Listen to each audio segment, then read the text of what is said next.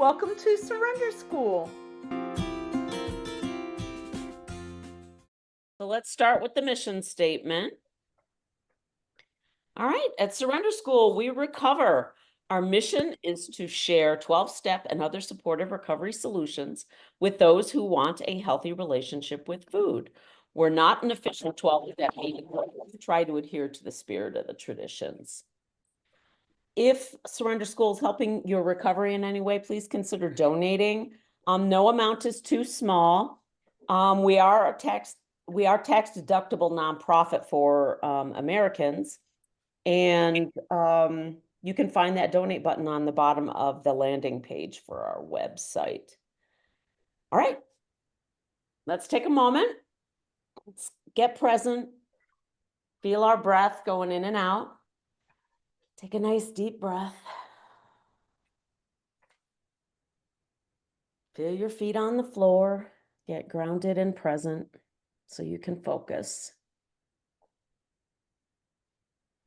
And I will say the set-aside prayer. God, help us to set aside everything we think we know to leave space for what we have yet to learn. Okay. Boop. All right. Welcome to day 3. Okay.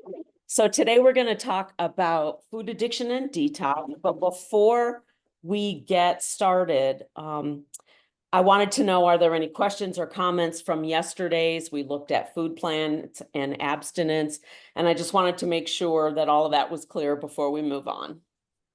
So I'll give a second in case anybody wants to do that. Okay. Becca and Richard. Hi, Linda. In this case, it's me. Just Becca will be joining us shortly. Oh, okay. A couple of things. Number one, we just finished watching your first session of SOS, and oh my God, oh, it is incredible. You are incredible. I just wanted to say that we are so blessed that we can see the video. So thank you for that. Thank you so much for that. Thank you. 2 things. One of them was I had an interesting insight this morning, because yesterday when you were talking about hiding foods and that kind of thing, the first place I went to was, be sneaky, because I want to keep it a secret. I don't want anybody to know. But there's another side to that, which is sometimes, and honestly, we do this sometimes hiding foods, we're hiding them from ourselves to distance ourselves from the triggers. Yes. And so I just wanted to mention that I had that insight into, 2 different ways of looking at it. Absolutely.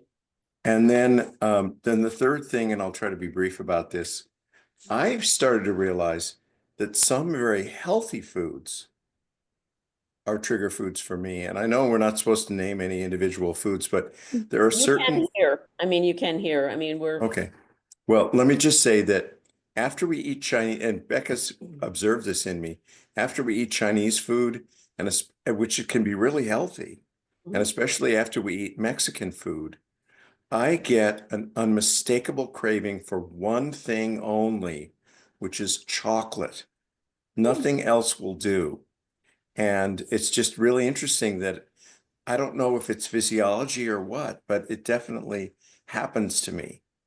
I wonder if it's, because both Mexican food and Chinese food are pretty high salt content. And I wonder if it's, trying to eat more, but you're satiated with the salty food, the savory food, and chocolate is like perfect. It's the perfect sugar complement to that salt. What is it called? Sensory specific desensitization or something like that. I think that's what it's called, where that's why we do combos of food when we're binging, because our brains get desensitized and kind of turn off the reward value of a certain kind of food. And that's why you can always have dessert after a big meal, because it's sweet after the big savory. And our brains let us adjust for that. And so I wonder if it's that balance, Richard. I have no idea, but that's my best guess. It's a really interesting thing because especially Mexican food, nothing else will do. You can give me anything else for dessert, and I'm still going to want chocolate when that's all done. You have now successfully paired chocolate with Mexican and Chinese food. You must have it now. Yes, I get it. Oh, okay. Dave and Kim? I just wanted to say something that happened yesterday.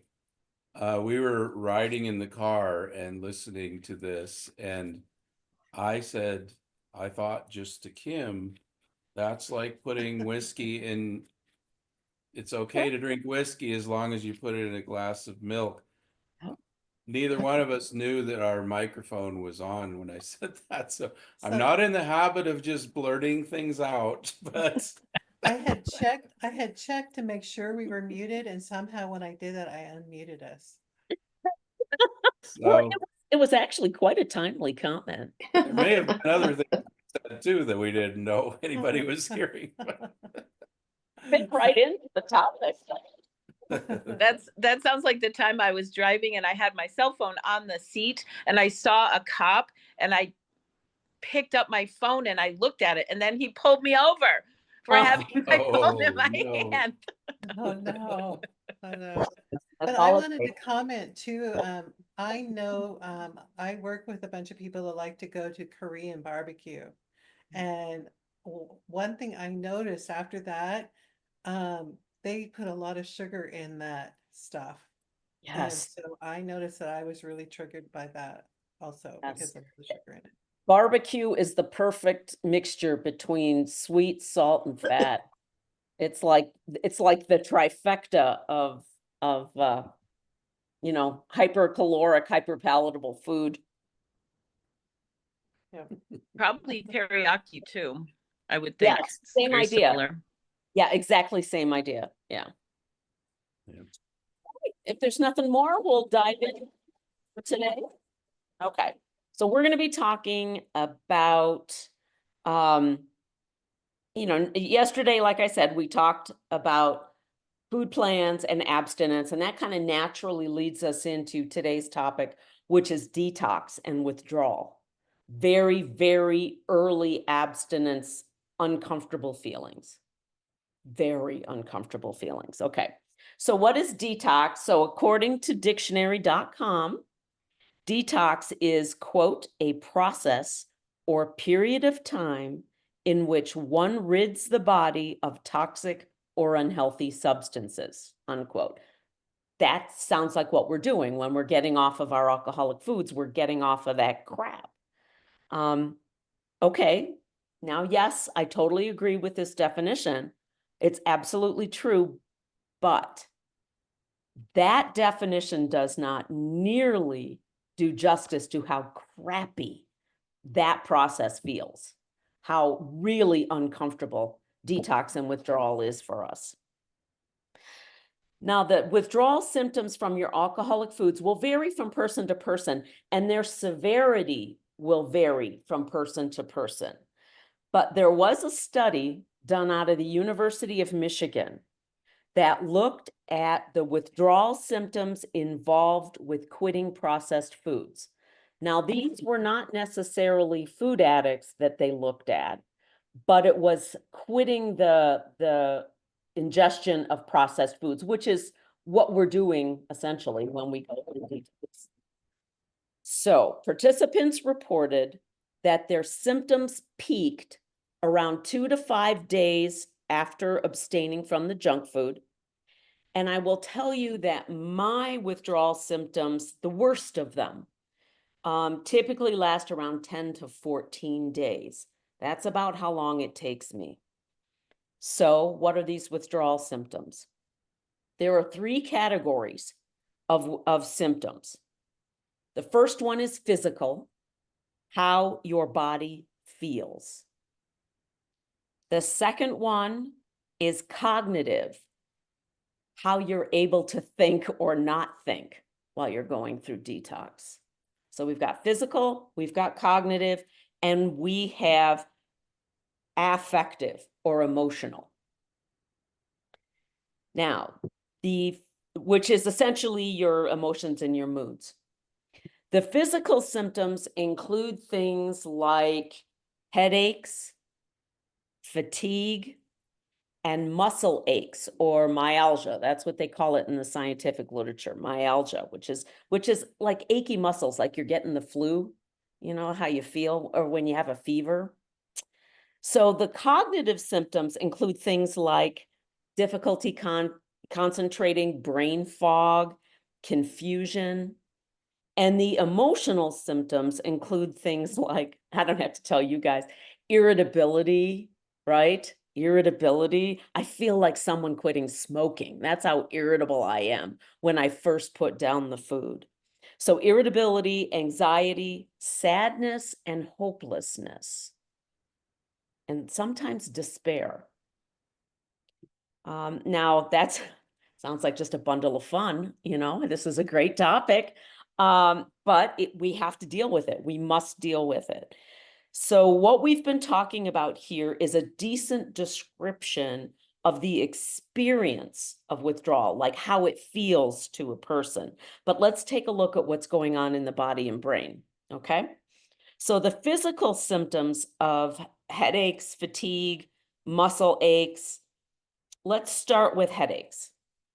Now, headaches are likely caused in the drop in glucose that you're getting into your body because you're not binging on that stuff anymore. You're not putting that much glucose into your body, or something that is easily converted into glucose, like really highly refined starches. And so we're putting less glucose in. We've been primed through our disease and our binging to have pretty high levels of baseline insulin. And so we're not giving it the normal amount of glucose. So that higher level of baseline insulin is going to draw our glucoses down a little low.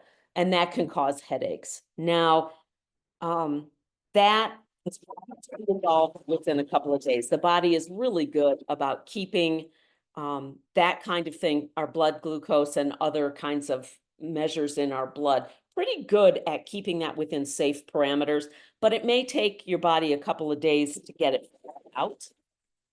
So my headaches usually last probably about 2 or 3 days. The interesting thing, well, interesting to me, was that our brains are particularly sensitive to drops in glucose or blood sugar, because our brains use 20% of the glucose we ingest. Our brains eat a lot of glucose. And so it's not surprising that you would wind up with a headache. The fatigue and tired, achy muscles, I'm thinking, are likely due to a disruption in the energy production in the cells of our body. Let me explain.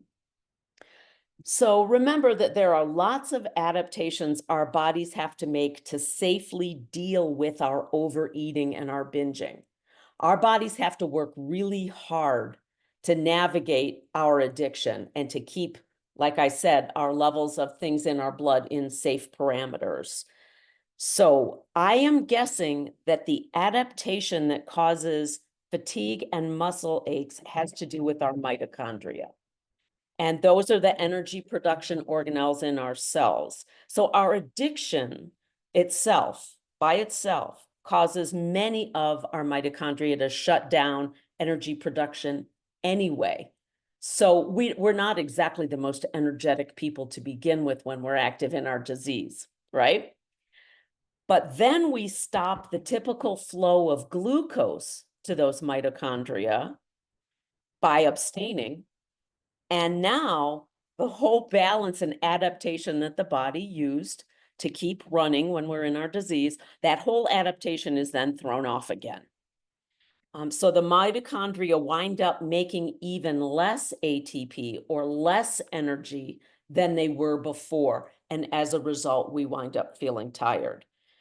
So again, this phase of withdrawal it lasts a number of days. For me, unfortunately, it typically lasts around 7 to 10 days. This one's a little bit longer for me. Headaches are taken care of pretty quickly, but the achiness, while my body is re-regulating, takes longer. Now, I will say that the headaches and the achiness, I'm able to manage fairly well with, not going out and running a marathon, which I would never do anyway, and just taking some ibuprofen, just to manage the symptoms.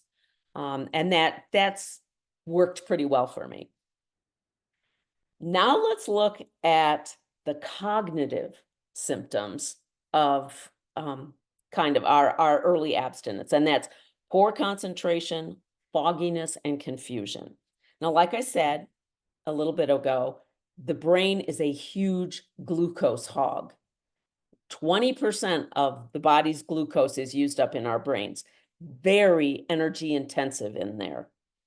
So when you stop ingesting all those sugary processed frankenfoods, your brain has to adjust and re-regulate. So your brain has to figure out how to keep things running. But it may take a little while because, again, you're not giving it the glucose. Now, for me, the cognitive symptoms last, a few days. You ask my wife, she'd say I'm always having cognitive symptoms. But no, the actual cognitive symptoms from detox only last a few days. And last, but certainly not least, and for me, this is the most troublesome aspect, is the affective or the emotional symptoms of detox and withdrawal. So we're talking irritability, anxiety, sadness, hopelessness, and sometimes despair. Now, remember in the Science of Step 1 workshop, I talked about the neurotransmitter dopamine and the reward circuitry in the brain. Okay, that's the system that gives us our effect that the big book talks about. Gives us our high, our escape, our oblivion, whatever it is you want to call it. I think the name effect is perfect for what food does for me. So sugary processed food is awesome at giving us our effect. When we stop eating that crap, we stop getting our effect. And that feels like a depression. And it is, because the amount of dopamine and other feel-good chemicals that we get from the ingestion of those foods is depressed. It's lower. And remember, when we're active in our disease and our body is trying to adapt and figure out how to deal with all this flooding of dopamine and these feel-good chemicals from all our binge foods, it downregulates the dopamine and feel-good receptors in our brain. So it thins them out, it makes them less. There are less of them. So even what the natural reward we get from abstinent food that would normally give us a teeny tiny little effect, a teeny tiny little reward, we aren't even registering that very well in early abstinence. So stop flooding the brain gets put into or gets thrown out of balance, and it causes us to feel like crap emotionally. And the big books, I think the big book describes this really well in that well-known phrase, the restless, irritable, and discontent, until we can again experience the ease and comfort of taking just one bite of our substance. I think that's a perfect explanation of it. Here's the problem. The physical and the cognitive symptoms of withdrawal get taken care of within 2 weeks max. Okay, your body's readjusted, everything's copacetic, it's getting used to your food plan. It's fine, all that stuff comes back into balance. The emotional symptoms take longer, and we are talking months, not days, because the changes that have to be made in the brain has to put together more receptors, heal the receptors on our cells for dopamine and the other feel-good chemicals. And that takes longer. unfortunately. And that's why it's so wonderful to have support, have meetings, have a sponsor, have fellows in the program that you talk to, because you need that help looking through, seeing through these emotional symptoms, not giving them too much weight. Okay. I always have to remind myself that the emotional stuff doesn't have anything to do with what's going on in my real life. It feels like it, because at 3 o'clock in the morning, when I have to get up to pee and I'm sitting there and I feel like this feeling of either dread, it's kind of like a dread, like the other shoe's gonna drop. And I know that has nothing to do with my life. It's about the detox and the withdrawal. And if I don't know that, then I actually give credence to that feeling, like it's actually an accurate reflection of what's going on in my life. So we have to be careful not to do that. And it helps to talk to other people who've been through withdrawal and detox. It's like, oh, I feel like this. And it's like, yeah, I felt like that too. And, that'll pass in, 2 or 3 months and it'll be fine. And it's just nice to get that reassurance. Otherwise, it's kind of hard not to feel those emotions and then naturally scan your environment to figure out why you're feeling them. And it doesn't have anything to do with what's going on in your life. It's just the withdrawal. Okay. So you see that your detox withdrawal symptoms are not made up. Okay. They are biochemically and neurochemically based, right? So how do we get through this? How do we get through this process? First, number one, give yourself some grace. Don't expect a whole lot out of yourself in really early abstinence. Give yourself grace, take good care of your body, sleep, rest.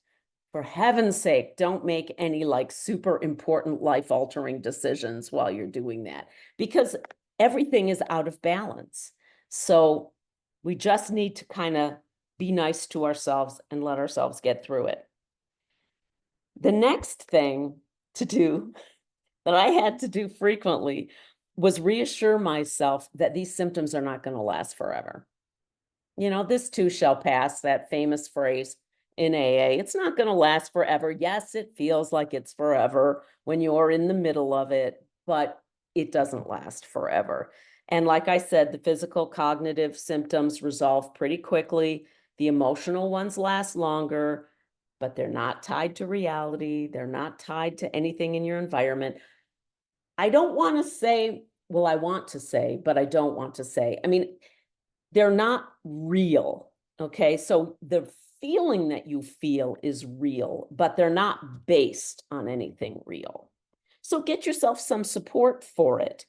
Sometimes you just got to ask for an extra hug. Sometimes you've just got to, go suck your thumb in the corner for, an hour or two, and then you get through it and you can come out of it again. But it's just the reassuring yourself that nothing's wrong. This is all working as it's supposed to. It's not an indication that anything's wrong.